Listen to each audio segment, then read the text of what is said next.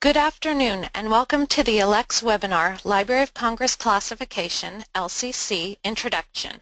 I'm Eva Sorrell, a member of the ELECTS Continuing Education Committee, and I'll be your host for today's webinar. Our presenter today is Bobby Bothmann. Bobby is Metadata and Emerging Technologies Librarian at Minnesota State University, Mankato, and Professor in Library Services. Bobby catalogs books, electronic resources, and investigates new technologies. He holds an MLIS from the University of Wisconsin-Milwaukee and an MS in Geography and English Technical Communication from MSU Mankato. Bobby is also adjunct instructor for the Graduate School of Library and Information Science at the University of Illinois at Urbana-Champaign. His presentation today will briefly introduce the history of LCC, the general principles of classification, as well as introduce the tools needed to select and create classification numbers. A few things to keep in mind for today's presentation. Today's webinar does not have interactive chat capabilities. If you wish to comment on today's presentation using Twitter, you may use the hashtag you see on the screen. We will not be monitoring the Twitter feed. If you have questions for Bobby, please type them into the question box on your screen and he will answer them as time permits at the end of his presentation. Questions which remain unanswered while we are on the air will be answered offline and the answers sent to all attendees. This webinar is being recorded and you will receive an email with links to the recording, the presentation slides, and an evaluation within 2 days. There may be a slight delay as I turn the presentation over to Bobby.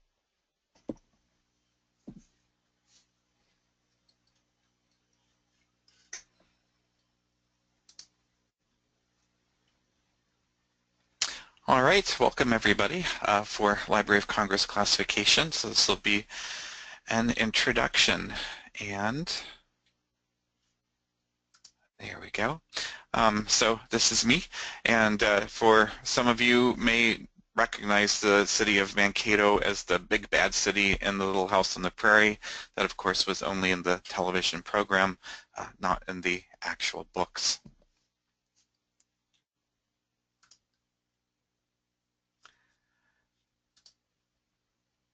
There we go. Okay, so some conventions. CSM will be an abbreviation that you may see throughout. It means Classification and Shelflisting Manual. So this is the instruction sheet, the instruction book for using the Library of Congress classification. LC for the Library of Congress itself. LCC for the Library of Congress classification. LCSH for the Library of Congress subject headings, and on occasion SH may be used just as a brief abbreviation for the concept of subject heading. Some tools that you will want to make use of. For those of you who do not have access to or don't have a subscription to Classification Web, all of the LC classification schedules are freely available at the Library of Congress. And so this first URL that you see here is the set of PDF files. You can also access everything through Classification Web. It's a subscription service. And if you go to that URL, classificationweb.net, you will see the details for subscribing to it. The Library of Congress Classification and Shelflisting Manual, or CSM, is available at the link in the middle of the screen here that you see, freely available, and is a tool that you use in conjunction with the Library of Congress classification schedules themselves. So it's got feedback and instructions on how to use and do certain things with Library of Congress classification.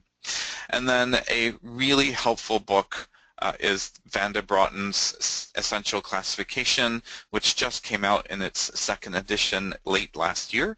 It's available from Facet Publishing, and I think ALA Publishing has a deal where you can get it from the American market, but well worth the investment for that.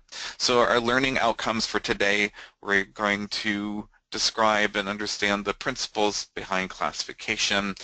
We'll learn how to select appropriate LC classification numbers based on subject analysis of a resource, and construct appropriate cutters for topics and authorized access points. So some history of the Library of Congress classification. It's a classification system that was specifically developed by Herbert Putnam in 1897 for the Library of Congress. It was only meant to be used internally. It was heavily influenced by Charles Cutter's Cutter expansive classification system. So the expansive classification system was designed to be used in various sizes of libraries. So there was like a small, medium, and large type of setup for this, for the Cutter expansive classification.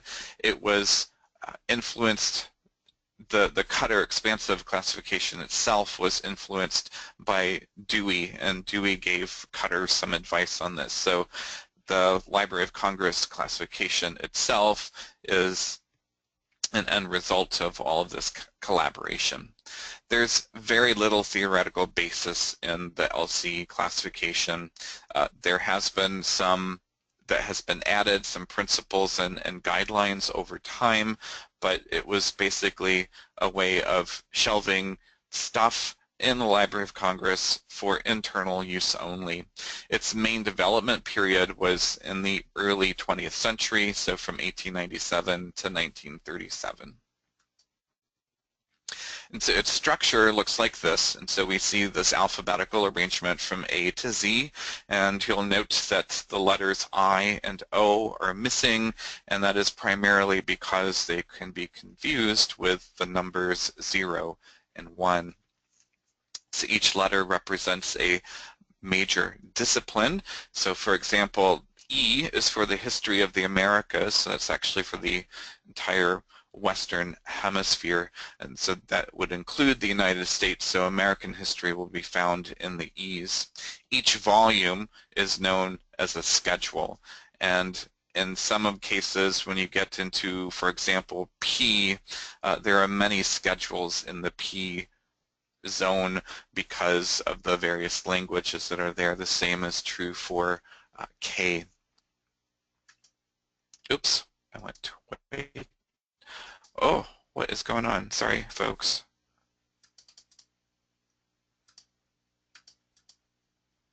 Something is moving me.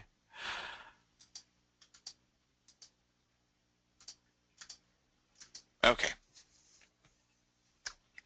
Types of classification systems. There are enumerative classification systems where you have basically created the class numbers for all of the different topics, and so you do this down to the smallest detail.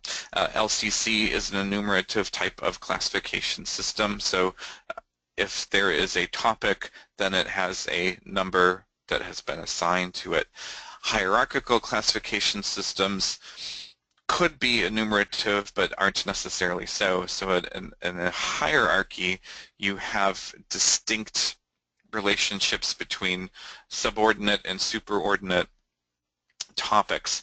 So the Library of Congress classification has some hierarchy, just a little bit, but not everything is hierarchical, so it isn't a true hierarchical classification.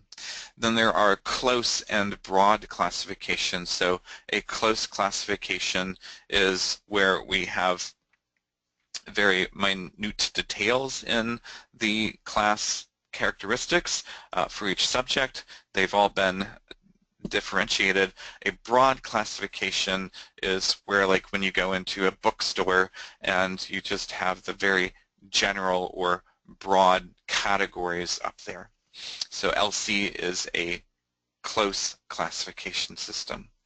So the main principles of LCC are that it is enumerative. So all possible classes that you might have that are known, that have been developed for the system, are given in the schedules. You as a classifier are not allowed to synthesize a new class number because there is a new topic out there. You have to wait for it to come. These class numbers are based on literary warrant, so just like with LCSH and its literary warrant, we are not creating class numbers in anticipation of something being written about that topic and needing to be classified. We do it after the fact. So literary warrant is how new class numbers are created. And then the classification system uses a very strong alphabetical arrangement. So when we have specific topics or subjects within a particular classification, they are arranged alphabetically. And we see this with special classes, special cases, special topics, other A to Z types of arrangements. And so everything will just be arranged alphabetically by the English term for the concept.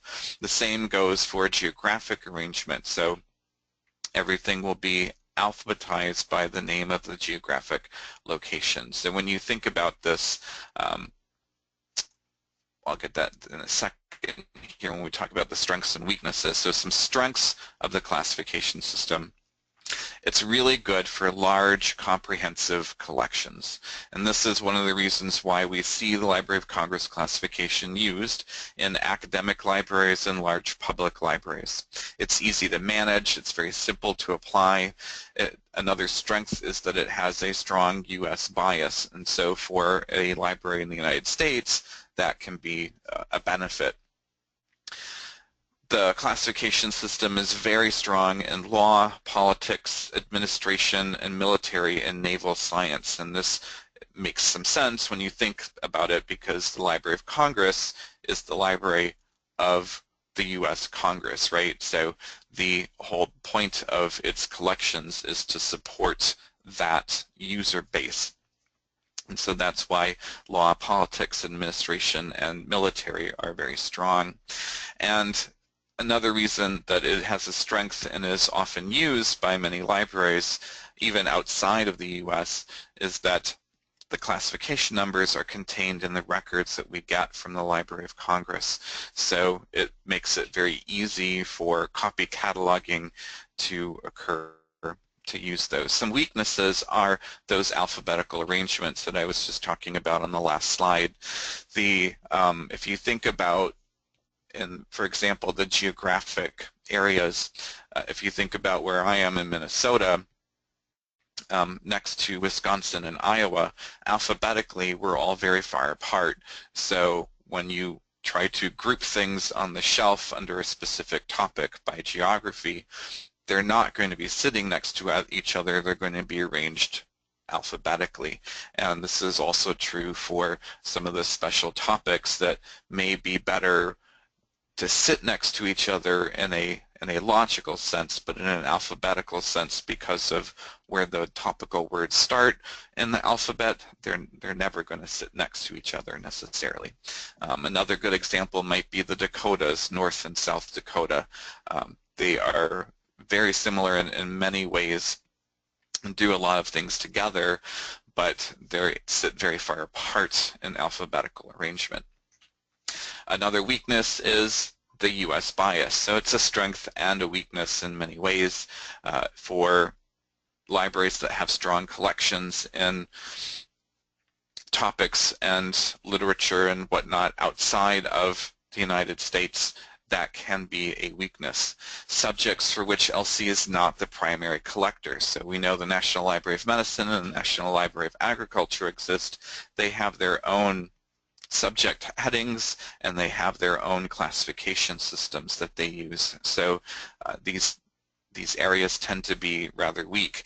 And if you have ever tried to classify musical sound recordings or music, the notation music, or moving images, so actual video recordings rather than books about moving images, you will also see that those areas of LC classification are also weak. They were designed to classify books on those topics. It really was not designed to classify actual sound recordings of music or actual music or actual moving images.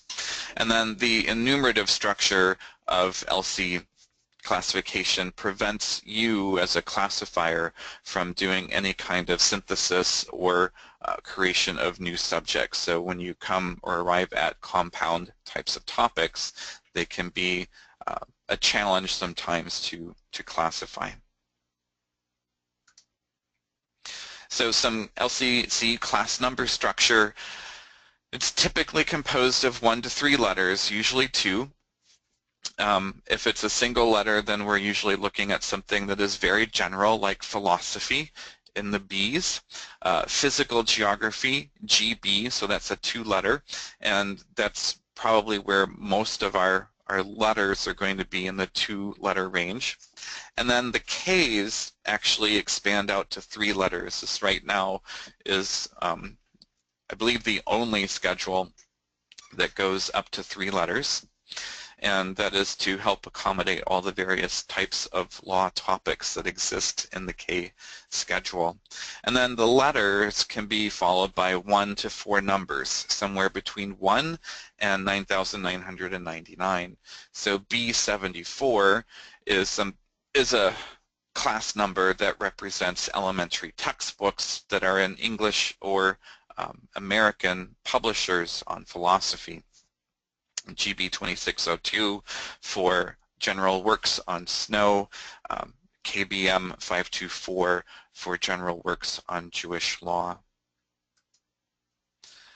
LCC notation, so numbers may include a decimal for expansion, so this is part of that enumerative nature. When the schedule gets too tight, we can start using decimals to add more space.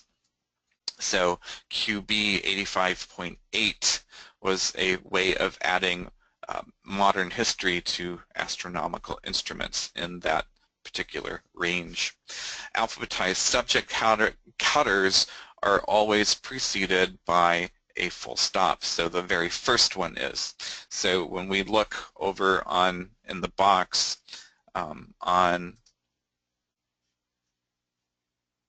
get my arrow here.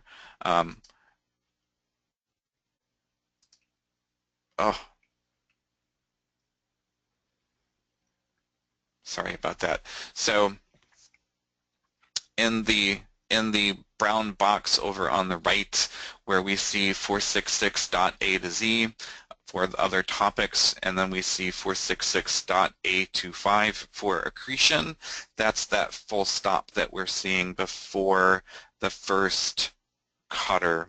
So a cutter number is simply a method for alphabetical arrangement. It's usually comprised of the first letter of the term that you are cuttering for, followed by 1 to 3 numbers, usually taken from the cutter table. When you actually look at the cutter table and look at the cutter that's been created, you'll see that sometimes the cutter table was used as a guide, as a suggestion, which is its intent and purpose, and we'll talk about that later in the session today. You can have a maximum of 2 cutters in a call number. That's all that you can have.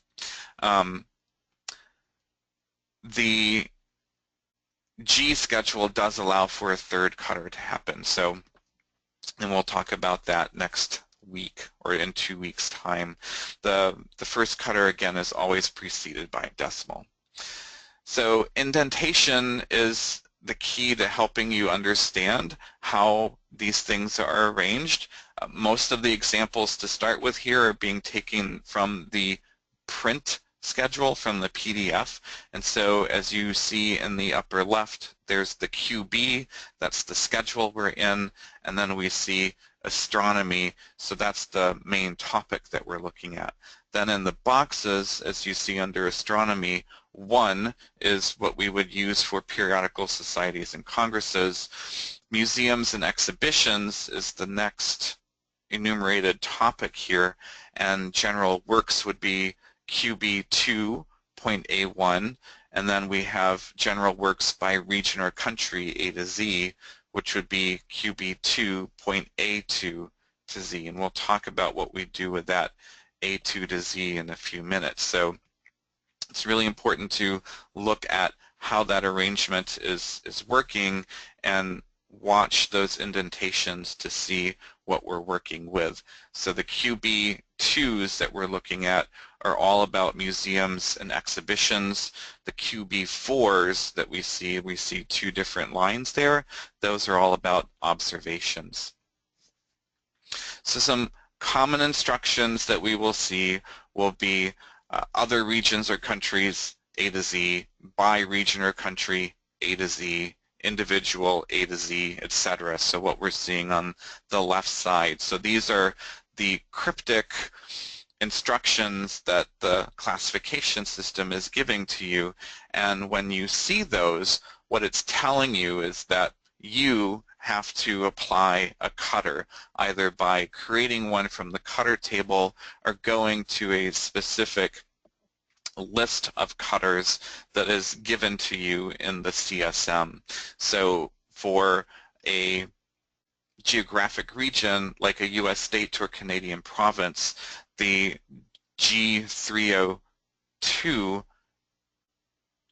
worksheet in the CSM will give you a list of predetermined cutters for those different provinces and states. By region or country, when you see that, then there's the G300 worksheet. I think I've remembered those numbers correctly, and they have predetermined cutters for all of the countries and different regions in the world. So regions being areas that are smaller than a country or bigger like a continent. You may also see subarrange X by table A1, where X is the word country or state or something like that, and the A1 is the actual table number, so those are just meant to be placeholders for where that would be. So when you see subarrange X, the country or the topic by table whatever, that's an instruction for you as well to go to that table and make use of it. So when we're looking at the LC schedule use, one of the things to remember is that the first LCSH heading or whatever subject heading system that you're using, the first subject heading is the one that is predominantly about that particular topic, and that's the one that you want to use as the basis for your classification. So we've got chronic diseases, nutritional aspects. That's our first subject heading here. And so when you're using the print, which we would find in the PDF schedules now, it hasn't been published in almost 10 years, I believe, in print at this point, you want to make use of the index. So going to the index and looking up a topical term is going to help you. In this particular case, as we can see in that middle box that says chronic diseases with the downward pointing arrow, it says to use RB 156. And then if we follow that slanted arrow and we go to RB 156, we can see that is under the schedule for pathology, and we see that it's chronic disease. So it's not always true that the LCSH term that you're looking for is also the term that is used in the index, so you may have to do some creative association when you're using the print to get there, but that's basically how that works. So you arrive at your class number RB156 by going through the index to find where you would look in that schedule. And it's always worth looking up and down, particularly down beyond what you've arrived at when you're in the schedule itself, because you may find a class number that is more specific or more appropriate. So talk for a minute about the classification web correlations. Class Web is, again, it's a proprietary system from the Library of Congress, and it requires a subscription. So if you've got this, when you go to the main menu, if you look down to where it says option 1, It says bibliographic correlations. And so when you click that, we'll see on the next slide what that looks like. You'll see next to it there the word menu in parentheses. That's another way to do this. And then the third thing I'm going to show you is what I refer to as the magic button. So this is when you have Class Web. This is a really easy way to get to the class number from your Library of Congress subject heading term. So what this is doing, what the correlations do, is it takes the Library of Congress database, it takes all of those bibliographic records, and for all of the different subject headings that are in those records, it correlates them to how many times a specific class number has been used in the same record as that particular subject heading. So that's the correlation aspect to it. It isn't always exactly what you might want, but it often leads you to some pretty good places for choosing these things. So if you were to click on bibliographic correlations itself, the option 1, then in the upper left where it says correlations search, you will be dropped into that type of search box, and so you can put your subject heading into that search box. You can do it with or without the hyphens. So there's a setting in Class Web that allows you to have those hyphens required or to omit them. So it'll work that way. And then if you were to have clicked on that word menu on the menu screen, that's what you see in the lower right half. So it will give you this menu that you can choose what type of correlation you want to do. When you click on that, you just end up at this correlation search that we see in the upper left. So you can go to the correlation search directly that way. And then there's what I call, again, the magic button. So when you are in LCSH, so here we are at costume design, and you see this little white unassuming little box right there. When you click on it, if you look into the lower right part of the screen, it gives you a drop-down with certain types of contextual menu options, and these things will change depending upon where you are in Classification Web. But when you're in LCSH, you get LC class correlation. So when you click on that, a new window will open, a new tab usually, and it will give you those different correlations for that particular topic that you can then use. And so when you click on them, it'll take you into the classification browser, and then you can get a sense of what you're actually looking at, and is this the actual class number that you want to use. So this is a really handy method of finding your LC class number for your subject heading. So here it's in action, if you will. So we've got a subject heading here of financial institutions, law and legislation, United States. So when we're looking through LCSH, we see in the middle here financial institutions, law and legislation.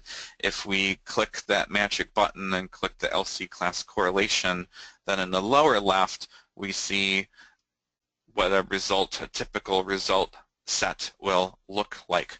So we've got financial institutions, law and legislation, K1066, so there's 13 times that class number has been used in a bibliographic record with that particular subject heading. So that's what the number in the parentheses means.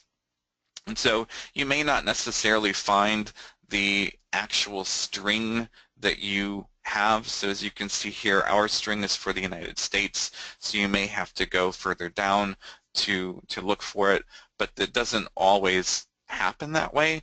So you can always go to the most as close as specific that you can get to for the subject heading that you're working with to get to that correlation.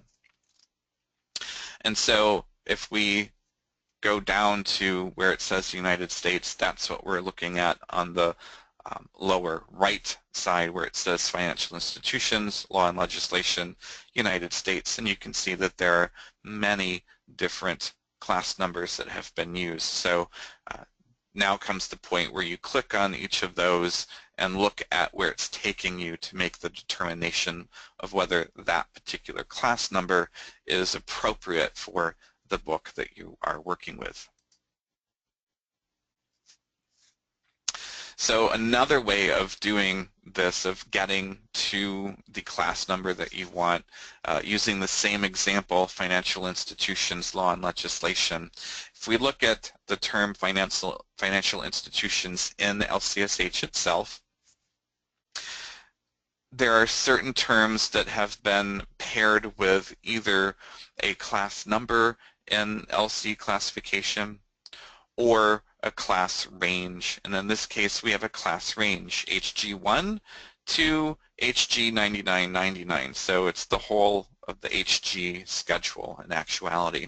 And you can click on that, and then in the middle, what we see is a snippet that's specific to what we're really looking for, so financial institutions, specifically banking. And many times what will happen is there will be extra little cues in there that will help deliver you sometimes to the place that you really want to be. Either it's going to send you to a completely different schedule, so for this type of topic, go here instead. And this might come up, for example, if you're looking in the P's, which is for literature and language. You might be looking to classify folklore, for example, and you'll get to a spot that says for folklore, class it in GR, so it will give you that citation to send you there. In this case, what we're seeing is banking. For banking in the United States, see the range HG2401 to HG2626. So banking in the United States is one of those topics that is pretty heavily used, and that's why we get these little extra instructions that way. And so when we go into that range, 2401 to 2626, as you see in the lower left corner, HG2461 to HG2491, there's history and policy, so we're getting even closer to what we're looking for. So law and legislation of financial institutions is a type of government policy, so that would fit for what we're looking for. And then in the lower right, when we get into that very specific range under the 20th century, there is the general topics that we can use, the general works, or for events or publications that have happened after 1971, we have a specific number for that. So if it's specifically for the time period after 1971, then we would use HG2491.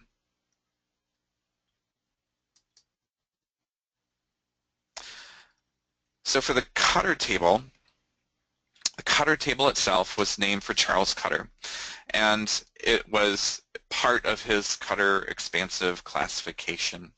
And what it does is it converts your words into alphanumeric codes. So if you go to the CSM, there's an instruction sheet at G63 that gives you the full Cutter table and gives you some examples and whatnot of how things work. So we'll look at how we create a Cutter and how we will arrange some of those different ones that have some that begin with a vowel, etc. So there are 5 rows in this table.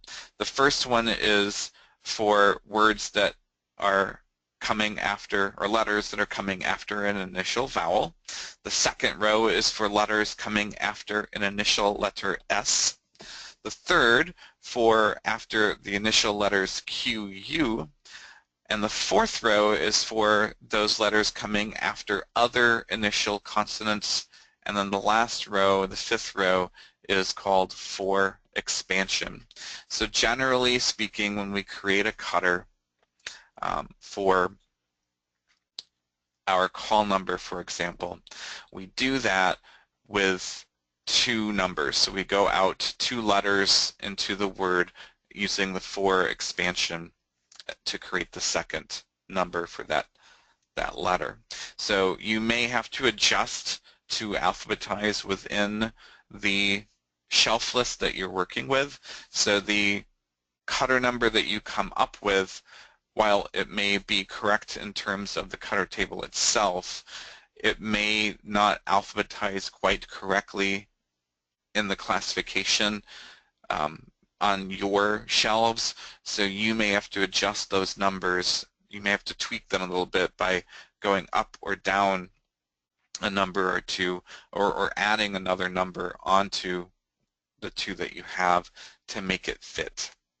So if you take my last name, for example, B is after another initial consonant. So it's not a vowel, it's not an initial vowel, it's not an initial S or an initial QU, so it is therefore an other initial consonant. So we start with row 4, and we start with the second letter, which is O. And when we look at O, that corresponds to the number 6, and so that's how we get B6. To go out to numbers, then we have to use the expansion table. So the third letter in my name, T, corresponds to the TV range here, and then we see that there's an 8 that corresponds to the number 8, and that's how we arrive at B68.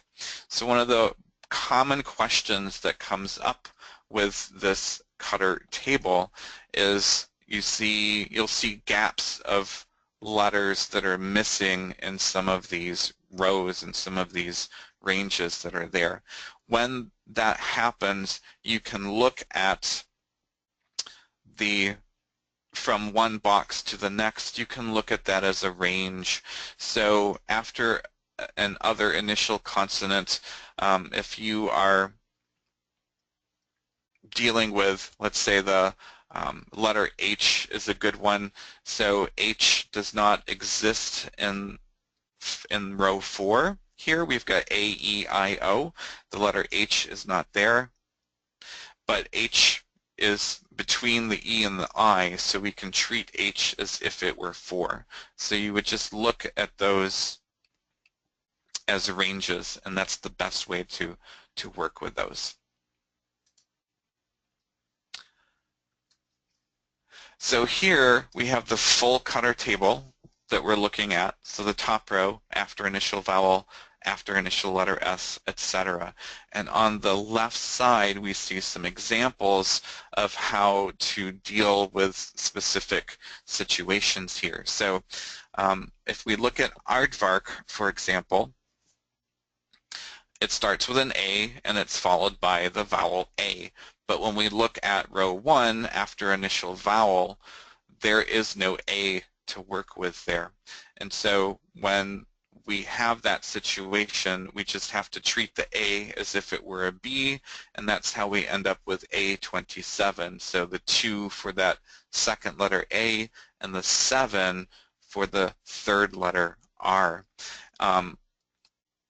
It's usually better just for expansion purposes and for room in these types of situations if you just insert an extra 2 in there. So A2 and then 27 for the AR in the aardvark.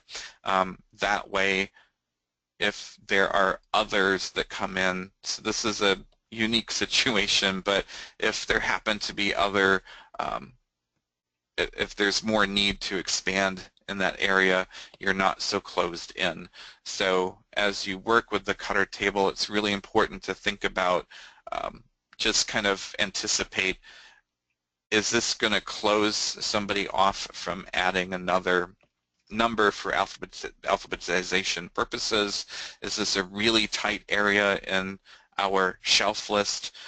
So think about those things when you are making those choices. Abbott is an example here. the after initial vowel is B, so we're going to use 2, and then the third letter B ends up coming from row 5 for expansion, so that's the number 3, and so that's how we get to A23. And as you can see, if we had stuck with A27, then, and just assume that we're using the same class number with these things, then Abbott would file before Aardvark. But by using A227, Aardvark will file before Abbott. So that's another thing you want to think about in this case. So we read them like decimals, and that will help with that arrangement. Smith, because of the second letter, or the first letter S, we get M from row 2. M is 6, and then the I becomes 5. Names that begin with MAC, M, MC, MAC, before 1981, so you may see this from time to time in shelf lists, or there may still be people following this practice, but before 1981, M, MC, and MAC were interfiled and treated as if they were all spelled MAC. So you would see M3 for the filing of these things. Now we treat them as the letters that they are, so M, MC, or MAC, so that's why McElroy, that's M-C-E-L-R-O-Y, is M35, and MAC is M33. And again, if you've got a lot of MAC something names and a specific class number in your shelf list, in order to alphabetize them by name, and if it's the same person, by title, you may need to expand out another number or two using the row 5 for expansion. Here's that example I was talking about earlier. If we look at Bharat, BH, there is no H in the row 4, but it falls between the E and the, that's an I. My eye saw L when I was typing this clearly, but that is actually an I, A-E-I. And so we would treat that H as if it were the E, and that's how we get B43.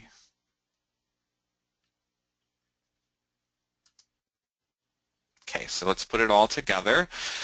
The first indicator and the second indicator in the O50 field, so we use O50 in the MARC format for our classification number. People who have been longtime users of OCLC may be using the O90. That's okay if you are still using that. OCLC would actually like you to stop using that, but there are systems out there that depend upon the O90 for showing the class number in the OPAC. So if you have a system limitation, by all means keep using it, but for anything that, if you are enhancing a record in OCLC WorldCat by adding a class number, use O50, don't use O90. And this is coming straight from OCLC's mouth as well. The first indicator for all of us that are not the Library of Congress is always going to be blank. So the first indicator simply says whether or not this work exists in LC's collection. That's not something that we can know, and its existence in the LC catalog doesn't necessarily mean it's in their collection either, so we would always use a blank. The second indicator tells whether it's the Library of Congress or some other institution that has assigned this particular class number. So the second indicator value of 4 means it's assigned by an agency that is not the Library of Congress, which is probably all of us here. And so blank 4 is the first and second indicator pair that we're always going to be using in our O50s. Subfield A is going to be for your class number, so that's what you take from the schedule. Your class number may include a topical or geographic cutter in it, so keep that in mind. Subfield B is your item number, and the item number is comprised of the cutter from the LCC table. It's usually for the preferred access point. Many times that preferred access point is the last name of the author, but it could also be dictated by a specific table, and we'll talk about those in 2 weeks. So primarily it's the author's last name, or in the case of a corporate body, its name, but there are many situations where it could be dictated by a table.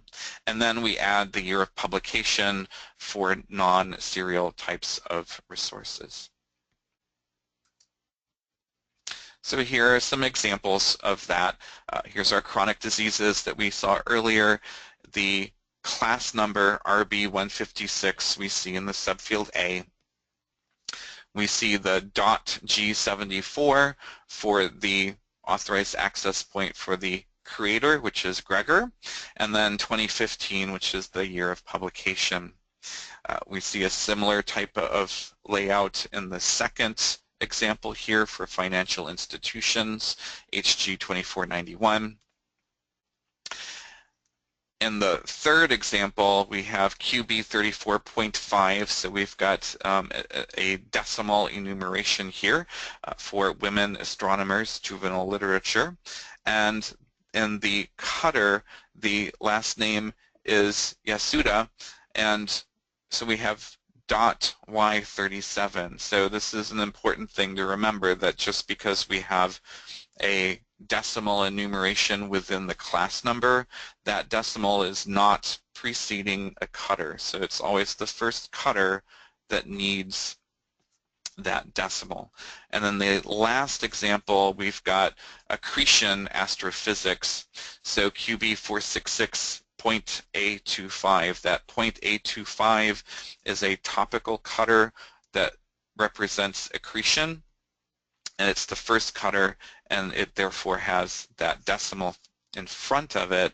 And so the subfield B, F73, which is for the primary author, Frank, that's where that comes from, and you can see there is no decimal in front of it because it's the second cutter. So only the first cutter takes a decimal, the second does not.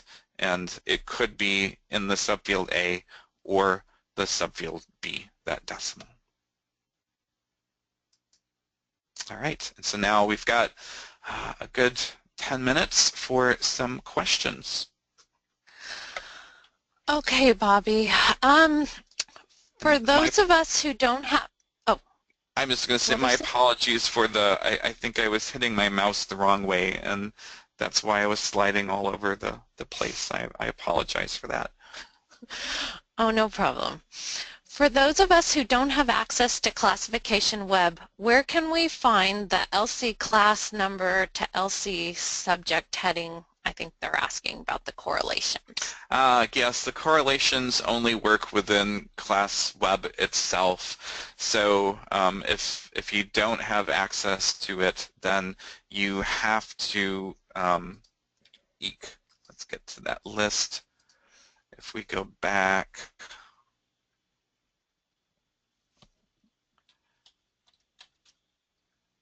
to that example, this example, as you see in the middle, that's a little snippet from the index.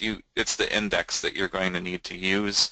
So you would take your subject heading and look it up in that index and see if you can get to a term that's similar for that particular topic. So the index is your best method if you're using the PDF print version. Okay. And just as a reminder, if you have questions, please type them into the questions box. Okay, someone says they were told to use the title of the monograph to determine the cutter, not the author's last name. Were they instructed incorrectly? Maybe. So technically, the cutter in the item number, the cutter in the item number is dictated by the classification schedule. So in 2 weeks we'll talk about tables, and every schedule has a table for everything. So in those tables you will be instructed whether you're arranging it by author or main. Actually, I think they still use the concept of main entry, which in RDA language is now authorized access point. So you would either arrange it by that main entry / authorized access point, which if there is no author, like in your 1XX field in the MARC record, then you have to use the title in the 245. But if you've got a 1XX field, then that's what you would use to determine your cutter. The only exception would be for literature, because the class number for an individual author, and we'll talk about this next time as well, represents that author. So the table is going to tell us to arrange everything by title. So it depends on where you are and what you're working with. Okay. Do you know how often the PDF schedules are updated? They are updated as new things are created, so they don't have a set schedule. And I honestly don't know. I mean, some things are probably older than others, and it would probably just depend. Like the sciences, I can imagine, are probably updated a little more often as new topics and technology comes up. So the T's especially, the T's are for technology, so that's where you're going to see some of those things develop more quickly. Probably also in the H's, because it's the social sciences, as we do more with intersectionality types of topics and research, we're going to see more class numbers develop in those ranges for sure. But it's on the schedule of the editors. Okay, and then there's a question about what are the PDF schedules, and are the Super LCCS books still being printed or for sale? I do not know about the Super LCCS. I believe Gale was doing that. They may still be doing it, probably not. The Library of Congress, I know, stopped printing the red books, or no, they weren't red, they were blue. The red books was LCSH, which they've also stopped printing. So the PDF schedules, so if we go to the beginning, that first link, the PDF files are all there, the free LC classification. Everything is available there. So each schedule has an introduction, has the text, which has got all of the class numbers with the different ranges and the indexes included, and usually the tables will be included in those as well. Sometimes the tables may be separate. Certain schedules may be divided out into different sections just for size and space. So the schedule is the letter that you're looking at. So if you're working with philosophy and religion, you'll be in the B schedule. Okay. Do you recommend an online tool for cutter creation like a cutter calculator? I've never used one, honestly. I know people do, and I've played with them. They're kind of fun. Personally, I can almost envision that cutter table. I've used it so much in my head that I can create those numbers sometimes without looking at them. I just have it printed off and hanging on my wall next to my desk, and I glance over and look at it. For me, that works really fast. But yes, in our day and age of the internet, there are a couple of cutter calculators out there, and they seem to work just fine. So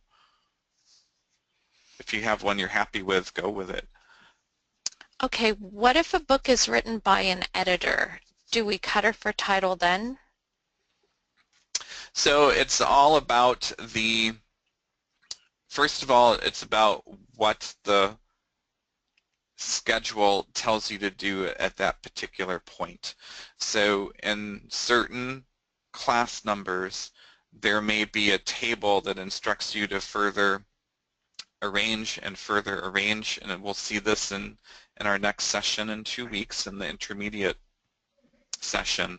And that may eliminate the need for a cutter that would come from the descriptive or access portion of your bibliographic record. In your bibliographic record, however, if you have only editors, then your main entry is the title, and that's what you would use as the basis for your cutter, is the main entry. So it's always about what the schedule is telling you to do. And generally speaking, if you do not have a 1XX field, which is what you would normally use for your cutter, regardless of what's in there. It could be a title, it could be a meeting name, it could be a corporate body, it could be a personal name. If there is no 1XX field, then your 245 is what you would use to create your cutter. Okay, does classification web search only for authorized headings?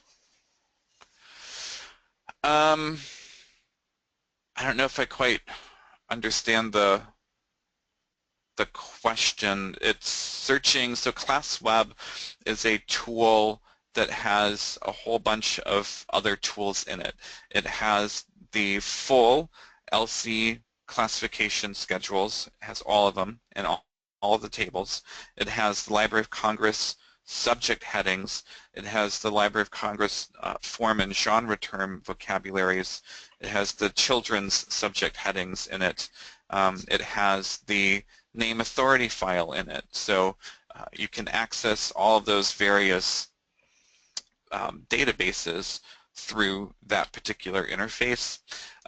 So when you're searching in the Library of Congress subject headings, it's the same as searching Authorities.loc.gov or searching in the print red books. Those are all the authorized headings, or it's the references directing you to the authorized heading. The same goes for the name authority file. If you're searching that, then it's either showing you the authorized heading or it's showing you the cross-reference that directs you to the authorized heading. Okay, I think we have time for this last question. Can individuals subscribe to Classification Web or only institutions? I don't think that they care who you are as long as you pay them.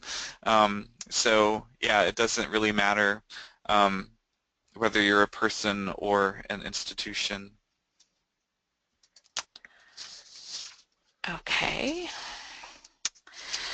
Well, thank you, Bobby, for your informative webinar introducing the Library of Congress classification. Thank you to all our attendees.